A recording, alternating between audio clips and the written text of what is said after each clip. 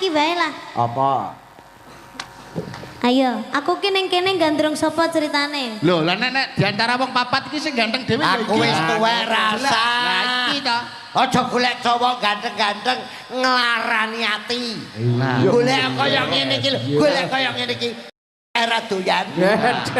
aman. Kuat. Iki lho, aman. Karo iki lho. Aku biyen ya tau Mbah. Piye? Duwe pacar sing kaya ngene iki. Terus? Tiba ya jek panggah nglarani ae yo. Nglarani ati. Heeh. Pancen pertamane iki lara. Lah terus Suwe-suwe terus gak enak gitu. Ngomong apa ya? modelmu. Bocah cek karo cah SMP kok omongane menjurus.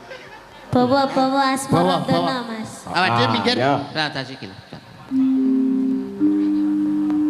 Ayo disen. Sekarang Oh, pelok barang, pelok Iya, iya. barang. iki tak bayangke sampean ki dadi